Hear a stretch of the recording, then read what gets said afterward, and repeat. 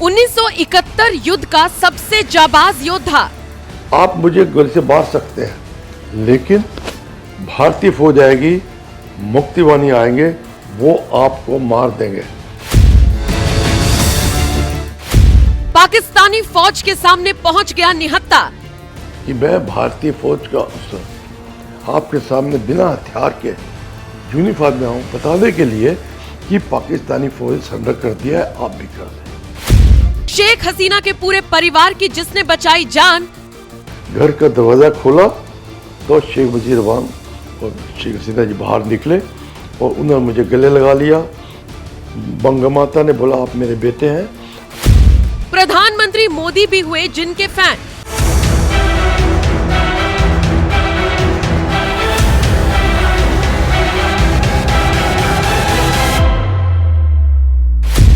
Retired colonel Ashok तारा जी के साथ NMF news की सबसे खास मुलाकात।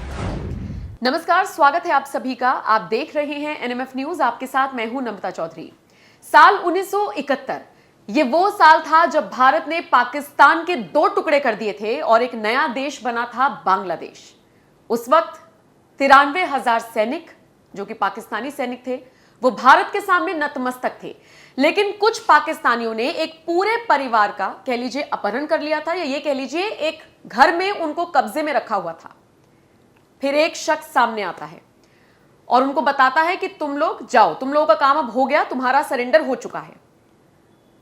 वो लोग मानते नहीं है।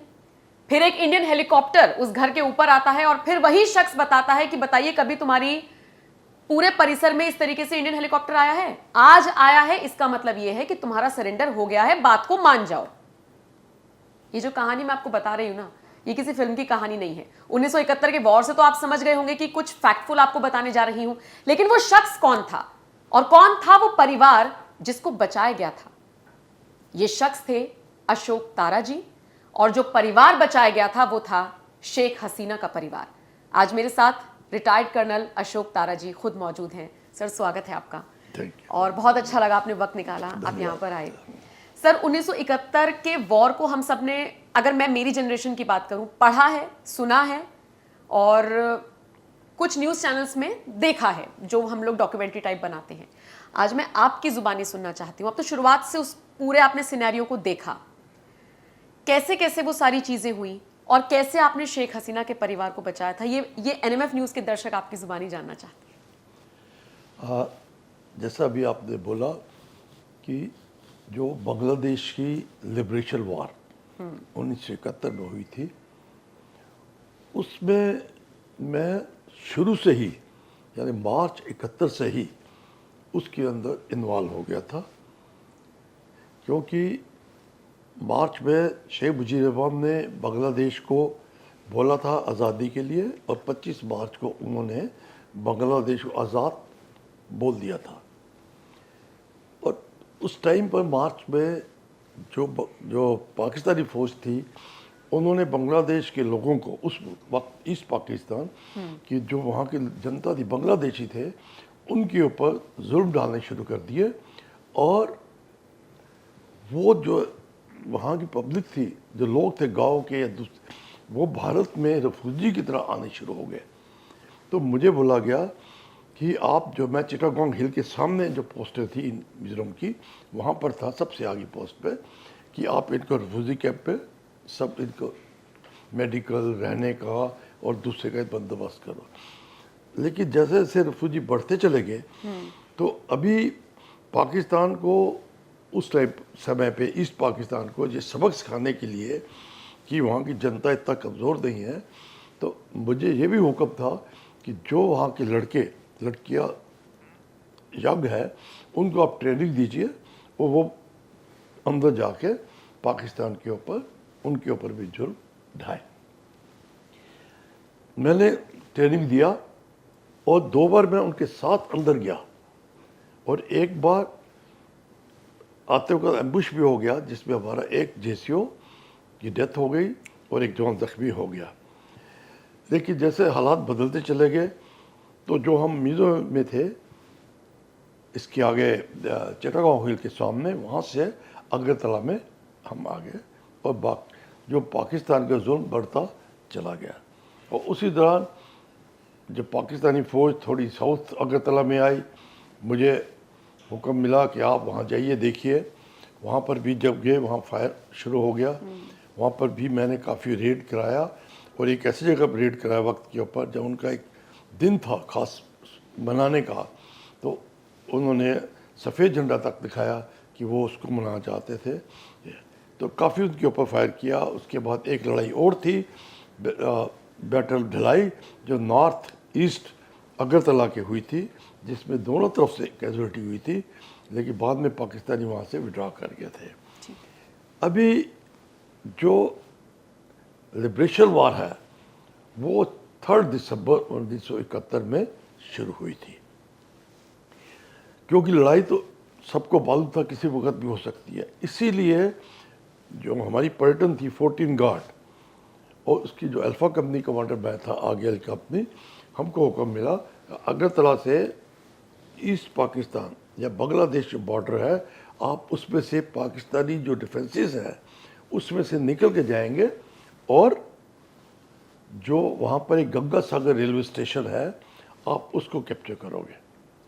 वो गंगा सागर रेलवे से ऐसा था, एक बहुत स्ट्रेटेजिक पोजीशन थी कि कोमिला से जो रेलवे लाइन आती थी वो अखौड़ा तक जाती थी और नॉर्थ वेस्ट की तरफ जाती थी। उसी तरह जो हाईवे था कोमिला से अखौड़ा और ब्रह्माबाड़ी की तरफ जाती थी, उसको वो डोमिनेट करता था। उसको कैप्चर करने से ये था कि पाकिस्तानी फ़ौज जो है अखौड़ा उस तरफ नहीं एडवांस कर सकती थी या रीइंफोर्स कर सकती थी। तो किसी तरीके से ऊपर वालों को मुश्किल से बनाया, वो तैयार हो गए, और हमने रेलवे लाइन के साथ हमला किया। और पाकिस्तान उम्मीद नहीं कर रहे थे। जो पहला बंकर था उसको मैंने मॉल्टर कॉकटेल, जिसको पेट्रोल बम भी बोलते हैं, और हैंड ग्रेनेड डाला, और बम जो है उठ गया। से जो बंकर था वो फट गया। जो एमएमजी थी वहाँ हमने कराल करके उसको बाहर निकाल लिया, जिससे कि दुश्मन बिल्कुल ठंडा पड़ गया। अभी बाएं तरफ से पाकिस्तानी की एमएमजी आ रही थी। हमारे साथ जो दूसरे जवान थे ब्रेवो कंपनी के अल्बर्ट इक्का, उन्होंने भी उधर से उस समय भी हमला किया। वो ज़ख्मी हो गए। He died there, he got PVC. उस बंकर को बर्बाद करने के बाद हमने उनके ऊपर अटैक किया और उसको कैप्चर कर लिया।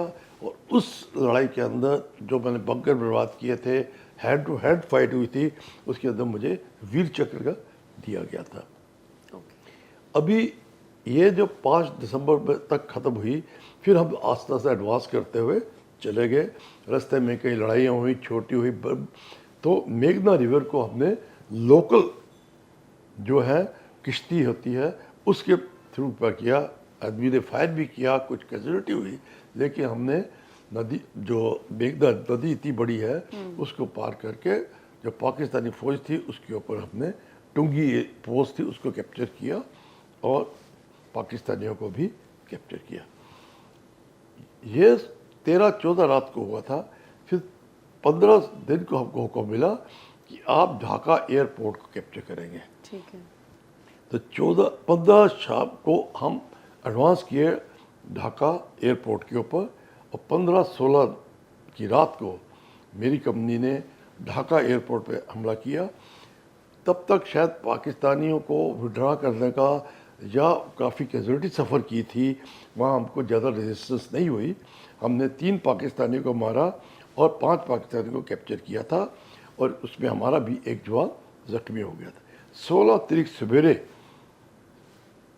हमने ढाका एयरपोर्ट को कैप्चर कर लिया था, और 16 दिसंबर दोपहर को पाकिस्तानी फ़ौज ने बांग्लादेश फ़ौज और भारतीय फ़ौज के सामने सरेंडर कर दिया था।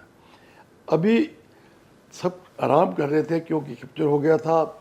जो लोग जोश में थे, मुझे हुक्म मिला था कि आप ढाका एयरपोर्ट को सिक्योर करेंगे, उसको संभालेंगे, क्योंकि काफ़ी जो वीआईपी है, जो बड़े लोग हैं, वो आएंगे और लोगों को मिलेंगे।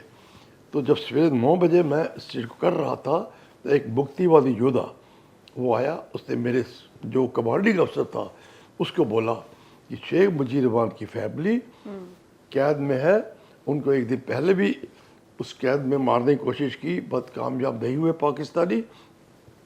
आप अगर नहीं बचाएंगे तो उसको वो मार देंगे। लेकिन क्योंकि पाकिस्तानी सरेंडर कर चुकी थी, तो मेरा जो कमांडिंग अफसर था उसने उस चीज़ को इतना सीरियस नहीं लिया।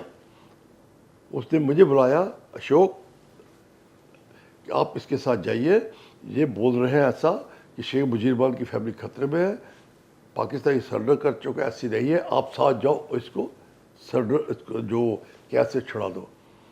मैंने भी उस शुरू में यही सोचा कि पाकिस्तानी तो सरेंडर कर चुके हैं और इतना खतरा नहीं होगा।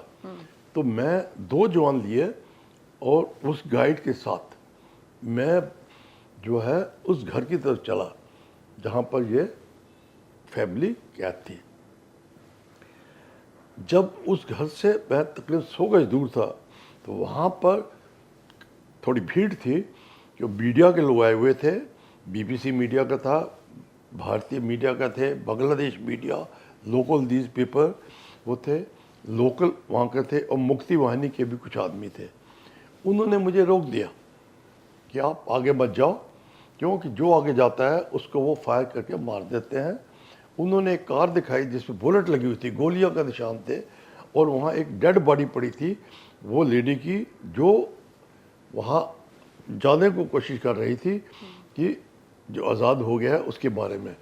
तो पाकिस्तानियों ने फायर करके उसको मार दिया, और उससे पहले उन्होंने जो भीड़ थी उसके ऊपर भी फायर किया, ये कि ये वहाँ आए, क्योंकि शायद उनको नहीं मालूम था। अब मेरे पास टाइम कम था, समय बहुत कम था, क्योंकि लाइफ जो अंदर बंद है उनकी खतरे में है। जितना लेट करेंगे, देर करेंगे, उनकी ज़िंदगी खतरे में पड़ेगी। तो मैंने सोचा अगर मैं अपने सीनियर से पूछता हूँ तो वो मेरे से कई सवाल पूछेंगे, मैं उनको जवाब दूंगा, वो मान भी जाते हैं। जब तक वो जो जवान या जो भेज दिए टोली उसको भेजेंगे, इसमें बहुत टाइम लग जाएगा, और मेरे पास सिर्फ 2 जवान हैं, और उससे मैं उस घर के अंदर बगले में नहीं कर सकता, क्योंकि वो घर का जो छोटा घर था 3 बेडरूम वाला, लेकिन उसके जो बंकर थे, एक छत के ऊपर बंकर था, एक गेट के ऊपर बंकर था, और साइड के ऊपर 2 बंकर थे, जिसमें तकरीबन 12 आदमी थे। और आप दिखाई दे रहा था कि उन्होंने LMG और राइफल लगाई हुई है, उसके वो ड्यूटी पे खड़े हैं। तो मैंने ये सोचकर कि मैं उनको साइकोलॉजिकली हिम्मत से हराऊं और उनको बताऊं कि बांग्लादेश के सामने पाकिस्तानी फ़ौज ने सरेंडर कर दिया है। तो ये इस इरादे को लेकर मैंने अपना जो हथियार था वो 2 जवानों को दे दिया, और उनको बोला कि आप मेरे पीछे नहीं आएंगे। और मुझे उन्होंने, जो लोकल थे, मीडिया थे, बड़ा कोशिश किया रोकने की, लेकिन मैं बिना हथियार के उस घर की तरफ एडवांस बढ़ गया। जब मैं उस कार के पास पहुंचा जहां वो डेड बॉडी पड़ी थी, तो मैंने बोला कोई है? कोई जवाब नहीं था। थोड़ा रुकने के बाद मैंने दोबारा बोला कोई है? कोई जवाब नहीं था। तो मैं आस्ता आस्ता घर की तरफ बढ़ा। जब मैं गेट से 2 या 3 कदम पीछे था, तो ऊपर से आवाज़ आई, सामने से ही, तकरीबन 20 गज के ऊपर MMG थी, कि आप रुक जाओ नहीं तो हम गोली चला देंगे। जैसे ही उन्होंने ऐसा बोला, मैंने उनको बोला कि मैं भारतीय फ़ौज का अफसर आपके सामने बिना हथियार के यूनिफॉर्म में हूँ, बताने के लिए कि पाकिस्तानी फ़ौज सरेंडर कर दिया है, आप भी कर दें। वो इस चीज़ को मानने को तैयार नहीं थे। उन्होंने पंजाबी में मुझसे बात की, और मैं पंजाबी तो मैं उस चीज़ को समझता था। उन्होंने हर तरह की जो पंजाबी गाली होती है उन्होंने मुझे भी दी, मेरे भारतीय फ़ौज को भी दी, कि इस भारतीय फ़ौज से हम डरते नहीं, वो डरपोक फ़ौज है, हम उसको बर्बाद कर देंगे। और हर तरह की जो उन्होंने शब्द उसके ऊपर इस्तेमाल किए। मैंने उनको समझाने की कोशिश करी, उन्होंने बोला आप जाओ नहीं तो हम फायर कर देंगे आपके ऊपर। इतनी देर में एक भारतीय हेलीकॉप्टर मेरे ऊपर से उड़ा। जैसे ऊपर देखा, मैंने एकदम इशारा किया, वो देखो भारतीय हेलीकॉप्टर जो आपके ऊपर से गिरा है। कभी आपने देखा कि भारतीय हेलीकॉप्टर ढाका के ऊपर से उड़े? और मैं पूरा ढाका पार करके बिना हथियार के आपके सामने खड़ा हूँ, आप सरेंडर कर दो। वो इसको फिर भी नहीं माने, उनकी आवाज़ में नरमी आ गई लेकिन नहीं माने, और मुझे डराने के लिए उन्होंने मेरे ऊपर फायर किया, मेरे ऊपर से। और वहाँ जो पब्लिक लोग वहाँ छतों से देख रहे थे उनके ऊपर, मेरे ऊपर से डराने के लिए मैंने उनको बोला आप मुझे गोली से मार सकते हैं, लेकिन भारतीय फौज आएगी, मुक्तिवानी आएंगे, वो आपको मार देंगे, और आप की जो फैमिली पाकिस्तान में आपका इंतज़ार कर रही है आपको कभी नहीं मिलेगी। वो इस चीज़ मानने को तैयार नहीं। ये मेरी बातचीत 25 से 30 मिनट मैं उनके सामने खड़ा रहा। वो आस्ता सा, मैं जब देखा थोड़े नरम है, मैंने गेट खोला और गेट के पास पहुंच गया। अभी जो गेट के ऊपर सेंट्री था पाकिस्तानी, उसके पास राइफल थी, राइफल के आगे बैलेट लगा हुआ था जो एक चाकू की तरह होता है। वो उसने आगे किया, वो मेरी बॉडी को टच कर रहा था, लेकिन वो खुद कांप रहा था। शायद उसने भारतीय फौज का कोई अफसर या जवान इतना नज़दीक नहीं देखा। मैंने कोई डेलिब्रेट या बड़ा एक्शन ना करते हुए आस्ता सा राइफल को दूर किया, जिससे गलती से गोली ना चल जाए। लेकिन मेरी नज़र सामने उनका जो लीडर था उसके ऊपर रही, और उसको मैंने समझाया और उसको बोला मैंने जोर के साथ। इतनी देर में उसने बोला नहीं, आप मेरे अफसरों से बात कर दे दो, तब मैं बात करूँगा। इतने में घर के अंदर से शेख मुजीब रहमान, जो राज को बंग माता बोलते हैं, और शेख हसीना जी थे। उन्होंने बोला ये पाकिस्तानी फ़ौज है, इसका कोई आप विश्वास मत करें, ये कोई भी कार्रवाई कर सकते हैं, कभी गोली चला सकते हैं, और एक दिन पहले इन्होंने हमारे पर भी ऐसी कार्रवाई करने की कोशिश की थी। मैं इस चीज़ को समझता था, जानता था। तो मैंने उनको बोला आपके अफसरों ने सरेंडर कर दिया है, आप सरेंडर कर दें, नहीं देर करेंगे भारतीय फौज चल पड़ी है और आपको आते ही बर्बाद कर देगी, और आपकी डेड बॉडी का क्या होगा वो आपको मालूम नहीं, और आपकी फैमिली जो आपके लिए वेट कर रही है वो आपकी डेड बॉडी को भी नहीं रिसीव करेगी।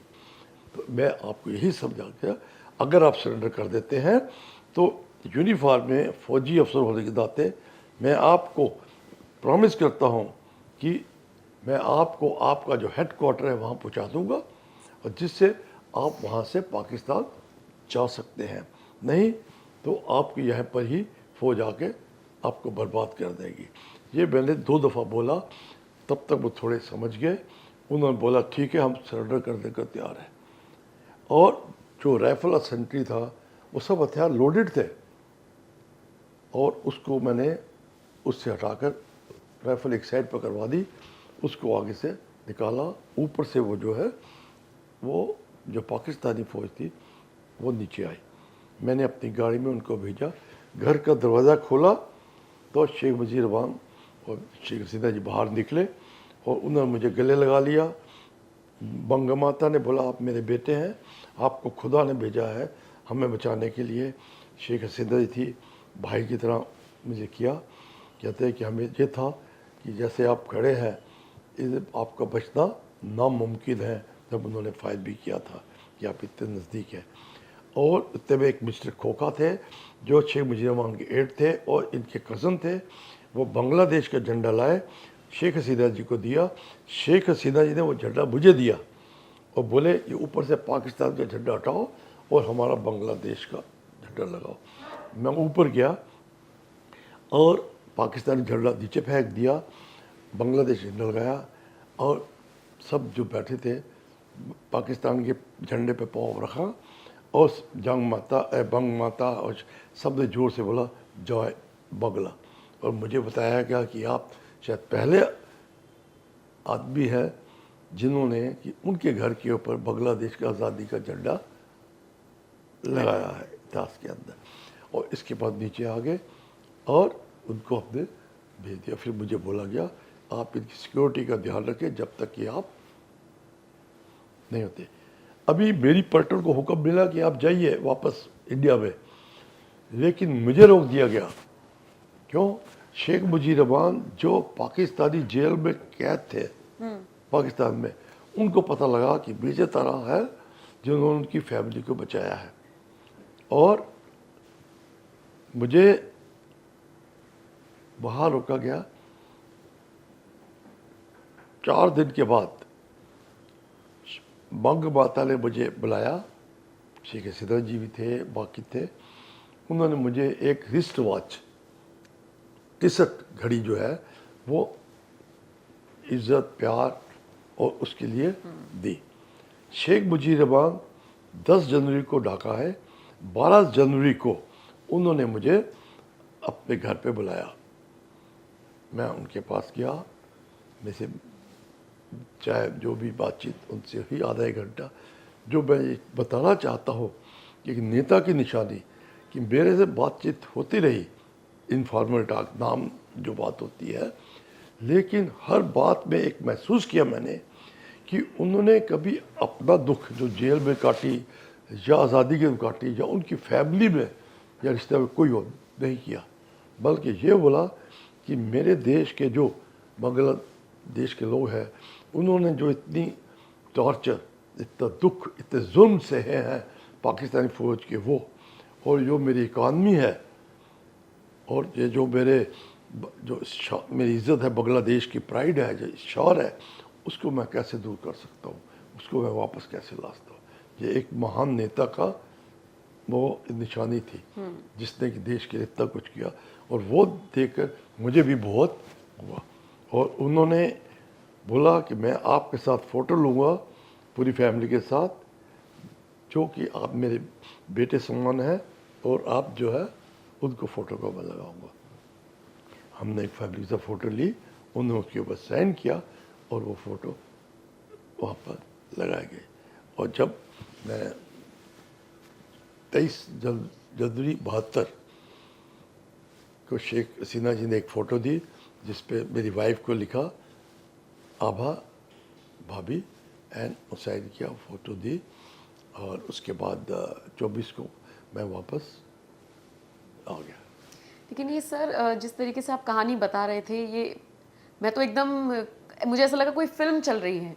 ये इतनी हिम्मत कहाँ से आती है हमारे सेना के जवानों में? इतना मुझे ऐसा लगा कि फिजिकली नहीं, आपने मेंटली कमज़ोर करा सामने वाले को। आप लोग इतने मेंटली स्ट्रांग कैसे होते हैं? देखिए, ऐसा है कि जैसा आपने बोला, ये जो लड़ाई जो हुई थी, ये इसके ऊपर एक जो लिखा भी गया था, उसको वर्ड लिखा गया था गट्स एंड विट्स। अच्छा। ये जो बैटल मेरी है, इसके मतलब जो उसको बोला गया है battle of guts and wits, मतलब कि हिम्मत के ऊपर और दिमाग का इस्तेमाल करके, जैसा भी आपने बोला उसके ऊपर भी लड़ाई जीती गई है। क्योंकि ये फौज में भी सिखाया जाता है कि जो साइकोलॉजी है ये आपकी बहुत स्ट्रांग होनी चाहिए, और साइकोलॉजी से भी आप दुश्मन को हरा सकते हो। तो वो जो साइकोलॉजी हमने, एक तो मेरे बचपन में फादर फौज में थे जिन्होंने सेकेंड वर्ल्ड वॉर बर्मा में लड़ी थी, उन्होंने भी इस चीज़ का मेरे अंदर बचपन से ही दिया था। फिर जैसे जैसे फौज में चलते गए, स्कूल में मैंने एनसीसी ली, कॉलेज में एनसीसी ली, वो साइकोलॉजिकली जितनी चलती गई वो फौज के आकर और भी मजबूत हो गई। और क्योंकि मैं इसी साइकिल के पीछे भारतीय फौज की जो पहली पैरा कमांडो बटालियन उसके अंदर था, उसके लिए किया था, वो सब चीज़ों का जो मेल था वो फौज के अंदर आ जाता है। जिस हालत से गुजरता है वो उस हालत में मेरे सामने उनको बचाना था, वो बहुत ज़रूरी था, बजाय मुझे अपना सेफ्टी देखने की। तो मेरे जो वो बचाव है, वो battle of guts and wits वाली, उसके अंदर मैंने उसको लाया। जबकि दुश्मन की जो राइफल भी जो है मेरे बॉडी को टच कर रहा था, और मुश्किल से 20 कदम पे भी एक 200 गज के प्लाट का सिंगल स्टोरी मकान का बंकर हो, कितनी दूर, कुछ भी नहीं। तो ये सब जो हमें जो सिखाया गया, मैं दोबारा वही बताता हूँ, the fear is a state of mind. आप जो भी डर पैदा होता है वो आपके दिमाग में होता है। अगर आप दिमाग मजबूत करते हो, डर को नहीं लाते, तो आप किसी भी खतरे को मुकाबला कर सकते हो। और मुझे मालूम, अगर आप स्ट्रांग विल से जाते हैं तो आपकी जो है नथिंग सक्सेस, वो जो अपनी जो है वो कहता है। सर, बहुत इंस्पिरेशन दे रहे हैं आप लोगों को। आप पर तो फिल्म बन जानी चाहिए। कभी सोचा है आपने कि आपकी बायोपिक बने? कोई ऑफर कभी आया? देखिए ऐसा है, आप जैसे बोल रहे हैं कि कम से कम यूट्यूब मेरी 25 से 30 बनी है।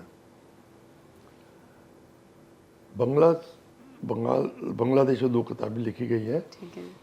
एक पिक्चर बनी थी मुजीब कलकत्ता में, उसमें वो मेरा सीन उन्होंने रिक्रिएट पिक्चर किया दिया है। हाँ। बॉम्बे से ऑफर आई थी, लेकिन मैंने मना कर दी। क्यों? उसमें काफ़ी टर्म कंडीशन थी। अच्छा। मतलब कि कोई किताब नहीं छाप सकता, चीज़ नहीं कर सकता, तो मेरे मतलब कि मुझे एकदम टाइट कर दिया गया है। तो मैंने उस चीज़ को ना कर दी लेके। ठीक है। अच्छा। हाँ, डॉक्यूमेंट्री बनी है और बुक्स 2 बायोग्राफीज भी हैं। और जो लोगों ने, जैसे आपने मेरी इज्जत की है, ऐसे आप सेंट्रल कोई भी जो खासकर बांग्लादेश साइड की लड़ाई है, जी। वो उसके अंदर शायद ही कोई ऐसी किताब होगी जिसमें 2 चैप्टर, एक बैटल ऑफ गंगा सागर और एक खासकर ये रेस्क्यू, ये नहीं हुआ। और जब मैं ऑस्ट्रेलिया में था तब भी मुझे पूछा गया, और मैं रिकॉर्डेड स्टेटमेंट जो है वो उसमें दी गई है, और पूरा प्राइम मिनिस्टर बैठी थे पूरा बड़े हॉल के अंदर। तो काफ़ी मुझे इज्जत मिली, और इसीलिए 212 में 2012 20 अक्टूबर तो जब शेख हसीना जी प्राइम मिनिस्टर बनी, तब उन्होंने मुझे बांग्लादेश बनाया था। और बांग्लादेश का जो हाईएस्ट अवार्ड है, फ्रेंड लिबरेशन वॉर ऑनर, वो उन्होंने मुझे दिया था। और इसके बाद भी जब भी बांग्लादेश से दिल्ली आते हैं तो मुझे वो बुलाते थे। और उसी तरह से मोदी जी ने भी मुझे बुलाया, और मोदी जी ने भी कुछ बोला था, वो मेरे पर टेप है, उन्होंने बात की। इसके अलावा मुझे जो इंडिया गेट में है उसकी जीत सेरेमनी आर्मी डे में वो बुलाई गई। और गोल्डन जुबली वाले दिन जब ईस्वी, तो जो है नेशनल स्मारक है इधर, वार मेमोरियल इंडिया गेट में, वहाँ भी मुझे बुलाया गया। और मुझे टॉर्च दी गई थी, जो टॉर्च मोदी जी ने जलाई थी। और वो टॉर्च जो है उससे वो जो है, जो हिंदुस्तान के अलग अलग कॉर्नर पे वो ले जाई गई थी। अच्छा। तो हाँ वही। और 17 दिसंबर को, क्योंकि डेंगू बीमारी की वजह से शायद नहीं जा सके थे, तो और टीवी के ऊपर जो डायरेक्ट बात हुई मार्टियर्स के बारे में, मोदी जी ने बोला, तो उन्होंने भी बोला। और उसके अंदर पेपर में है, कटिंग है, सब रिकॉर्डेड है, एवरीथिंग रिकॉर्डेड, कि उन्होंने बोला कि हम भारतीय फौज के मेजर अशोक तारा को नहीं भूल सकते, क्योंकि उसने हमें 17 दिसंबर को, मुझे, मेरी माता को, मेरी बहन को, मेरे भाई को आज़ादी दिलाई थी। बांग्लादेश को 16 को आज़ादी मिली थी, हमें 17 को आज़ादी उनकी वजह से मिला। तो इतना आनंद जो है ये रिकॉर्ड हुआ। सर, इतना सब कुछ अपनी लाइफ में देखने के बाद, जब अभी खबर आई बांग्लादेश से, आपने देखा कैसे तख्ता पलट हुआ, शेख हसीना को अपनी गद्दी, अपना परिवार, सब कुछ छोड़ छाड़ कर आना पड़ा, और उसमें भी भारत ने एक बार फिर से उनकी मदद की। ऐसे हालातों को लेकर आपका दिल नहीं कचोटा एकदम कि अब उस स्थिति में तो आप नहीं कि जाकर एकदम से बचा सके, एकदम वही चीज रिपीट हो गई, वो फिर से फंसी, फिर से भारत ने उनको बचाया, आप इसे कैसे देखते हैं? देखिए ऐसा है कि मेरा तो अभी भी लिंक है, बांग्लादेश जो है, जैसे आज़ादी हुई थी, शेख मुजीबुर के सिग्नेचर हो गया था, फिर मिलिट्री रूल आया, दूसरे रूल आए, और फिर उसके बाद पब्लिक ने वोट किया, इलेक्शन हुई। अभी जो हालात है उसमें ज़्यादा नहीं है, थोड़ा लेवल बढ़ गया है। क्यों? यहाँ पर जो इंटरनेशनल पावर है उनका इंटरेस्ट है। अगर आप नाम भी पूछते हैं तो आपको पाकिस्तान है, इस्लामिक कंट्रीज हैं, अमेरिका है, चाइना है। अब वो अपनी उस पावर को क्या है, वर्ल्ड के अंदर डोमिनेट करना चाहते हैं। साउथ ईस्ट एशिया, अगर भारत और बांग्लादेश स्ट्रांग रहते हैं तो वो डोमिनेट नहीं कर सकते। ये जो अमेरिका ने किया है, they played a very big role in this, कि मार्टिन आइलैंड अमेरिका वांटेड उसने बोला हम अपने आदमी के यहाँ वहाँ पे पे लगाना चाहते हैं। हाँ। लेकिन शेख हसीना जी ने, शी वेरी स्ट्रांग लेडी, वहाँ थी अमेरिका में, वहाँ ना कर दी और 2 दिन पहले आ गए।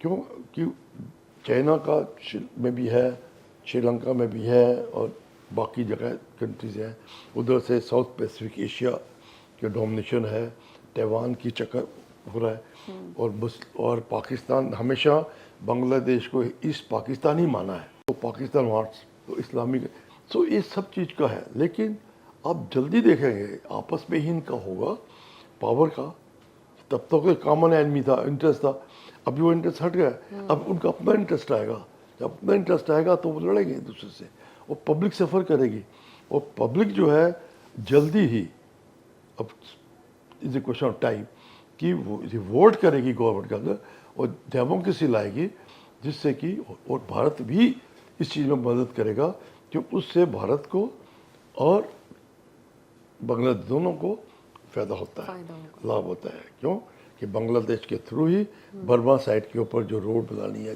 जो भी है, मैं पूरी स्ट्रेटजी के अंदर नहीं जाता। ये है कि ये जो हालात है ये सिर्फ टाइम का वक्त है। बांग्लादेश को और भारत को शेख हसीना जी की तरह ही प्राइवेसी चाहिए, जो कि leader of the people of Bangladesh, क्यों उनको मालूम है कि बांग्लादेश की आज़ादी के अंदर भारतीय फौज, भारतीय लोगों ने बहुत बड़ा हिस्सा लिया है, तो वो उस सेक्रीफाइस को नहीं भूलना चाहती, वो उससे अग्रेशन बनाना चाहती है। तो ये जो है समय का टाइम है और जल्दी ठीक हो जाएगा। तो जैसे शेख हसीना ने कहा कि वो बहुत जल्द अपने देश वापस लौटेंगी, वहाँ से जो खबरें आई उसमें कहा गया कि शेख हसीना को लेकर नाराज़गी थी, उन्हें हिटलर तक लोग कहने लगे थे, तो आपको लगता है कि उनके लिए इतना आसान होगा या कितना मुश्किल होगा अपने देश वापस लौटना? नहीं, ऐसा नहीं है, कोई आसान मुश्किल उनका प्रॉब्लम नहीं है। प्रॉब्लम क्या है, जो पावर है, बिग मेजर पावर है, वो अपना रोल कैसे प्ले करते हैं। जैसे अभी बांग्लादेश ने उनके अरेस्ट वारंट कर दिया लेके, क्योंकि उनको क्रिमिनल बना दिया। अगर वो आएंगी भी तो गिरफ्तार हो जाएंगे। वो क्यों किया, इसलिए कि अभी उनको लाना चाहते हैं इससे पहले कि मेजर पावर जो अपना रोल प्ले करे। अगर मेजर पावर है, रशिया अपने वो इंडिया के साथ है, अमेरिका का भी अभी चाइना के साथ आ जाएगा, तो और इस्लामिक कंट्री पाक, तो जब तक इनका आपस में है तब तक थोड़ा सा है, लेकिन डेमोक्रेसी लानी ही पड़ेगी इस मुल्क के लिए, नहीं है तो बिग पावर के आपस में लड़ाई है। तो इसलिए सिर्फ टाइम की वक्त है।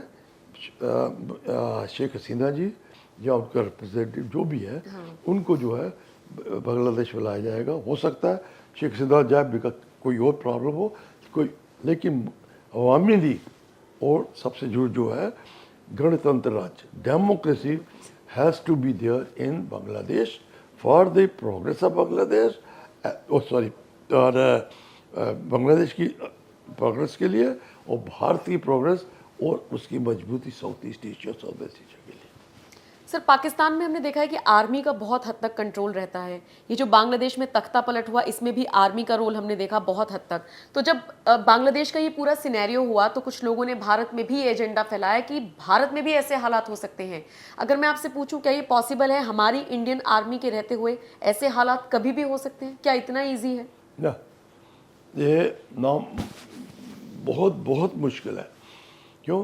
भारत की एक बहुत बड़ी कंट्री है, साउथ का कल्चर अलग है, उनकी सोच अलग है, ठीक है, ईस्ट का कल्चर अलग है, ठीक है, अभी पंजाब का कल्चर अलग है, राजस्थान नीचे से, ये सब जो है कल्चर अलग है, ठीक है। ये सिर्फ एक बात बनाई जाती है जिससे, अगर आप मान लीजिए नॉर्थ में करते हैं तो साउथ वाला मानने को होते हैं। अभी आप देख लीजिए पॉलिटिक्स के अंदर भी जो पार्टियां हैं वो अलग है, उनका सिस्टम अलग है, उनकी रिक्वायरमेंट अलग है। जो केरला के लोग अलग है, उनका कल्चर अलग, there so many religion also there. ये जो छोटी कंट्री है पाकिस्तान में, एक रिलीजन डोमिनेट करता है, ठीक है, वो जो रिलीजन डोमिनेट करता है तो इसलिए लड़ाई होती है। और यही वजह है कि रिलीजन डोमिनेशन की वजह से ही जो लड़ाइयाँ हो रही हैं इस कंट्रीज़ के अंदर, जो इसराइल वो इसीलिए हो रही हैं क्योंकि जो एक पर्टिकुलर रिलीजन जो फेथ है वो डोमिनेट करता है और वो डोमिनेट करना चाहता है, तो उसकी वजह से बात बढ़ जाती है। तो सर हमारी इंडियन आर्मी कितनी मजबूत है? जैसे मैं कहीं पर पढ़ रही थी कि अमेरिका की चाल रहती है, बॉर्डर बॉर्डर वो हमारे जो देश हैं, खासकर जो मित्र देश हैं, उनको कमज़ोर करके कहीं ना कहीं हम पर दबाव कभी ना कभी तो बनाने की कोशिश करेगा ही। तो हमारी इंडियन आर्मी कितनी मजबूत है? देखिए ऐसा है कि इंडियन आर्मी स्ट्रॉन्ग आर्मी है, लेकिन उस गलत फहमी में मत रहे कि हम जो जो पावर है, वर्ल्ड पावर, मैं नाम नहीं ले रहा, हम उनको हरा सकते हैं, उनके अगेंस्ट जा सकते हैं, नहीं। हाँ, इकोनॉमिकली या सब पॉलिटिकली ग्राउंड के ऊपर हम उनके बैलेंस को ऊपर नीचे कर सकते हैं। क्यों? कि भारत की अपनी मैन पावर भी है, पॉपुलेशन भी है, भारत की लोकेशन भी ऐसी है, साउथ ईस्ट एशिया और पूरा इंडियन ओशन डोमिनेट करता है, और चाइना और दूसरी कंट्री के साथ उसका वो बॉर्डर टच है। तो इसलिए कि कोई ना कोई पावर हमारे साथ रहेगी जो हमारे भी अपने को डिफेंस करने के लिए है। लेकिन अगर आप, मेरा सोच है कि अगर करके आप उसको कर सकते हैं तो शायद अपना अपना जो नज़रअंदाज है उसके ऊपर है। सर मेरे पास, मैंने एक खबर कहीं पर मैं पढ़ रही थी कि जिस वक्त पाकिस्तानी सैनिकों ने सरेंडर किया था, फौज ने, उनकी संख्या 93,000 थी। उनका क्या हुआ बाद में? चले गए वापस अपने अपने घर? अच्छा, नहीं, जो पाकिस्तान सरेंडर किए थे वो वापस कर दिए गए, क्योंकि जो वर्ल्ड लेवल के अंदर रूल्स है उसके मुताबिक वही से हमने ट्रीटमेंट की। और क्योंकि बांग्लादेश आज़ाद हो गया था हमें, तो हम नहीं चाहते थे कि ऐसा कार्रवाई की है, हिंदुस्तान का जो कल्चर है, जो मिलिट्री का, उसकी इमेज ख़राब हो या गलत, तो उनको भी उसमें से वो पाकिस्तान के ऊपर है कि कौन से इन्वॉल्व हुए थे, किसकी क्या कार्रवाई की, वो पाकिस्तान ने ऑब्जर्व कर लिए थे। हैं कुछ शायद जो सीनियर अफसर थे या दूसरे थे, उनको उन्होंने आर्मी पे नहीं लिया, लेकिन जो लोअर रैंक के थे, जहाँ तक मैं जानता हूँ, उन्होंने आर्मी ऑब्जर्व कर लिया था। सर एक सवाल मैं आपसे पीओके को लेकर पूछना चाहूंगी। ये मोदी सरकार का तीसरा टेन्योर है। हर किसी को उम्मीद है कि पीओके पर अब तो कोई बड़ा फैसला या कोई बड़ा ऐलान कर दिया जाएगा। फारूक अब्दुल्ला कहते हैं कि बातचीत हमें पाकिस्तान से कर लेनी चाहिए। आप इस पर क्या राय रखते हैं? देखिए ऐसा है, जो पाकिस्तान और भारत है या दूसरी कंट्री है, ये देखिए भारत में जैसे पहले बहुत बड़ी कंट्री है, डिफरेंट कल्चर है, डिफरेंट रिलीजन है, ठीक है।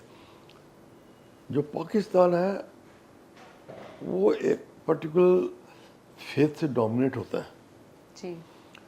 अभी हर फेथ का अपना तरीका है, डोमिनेशन है, और वो है कि हम स्ट्रांग है, एजुकेटेड है, और हमारा ही वो होना चाहिए। तो ये जो छोटी स्टेट्स होती है जिसमें एक पर्टिकुलर फेथ डोमिनेट करता होता है, उस फेथ को एक्शन लेना और बात है।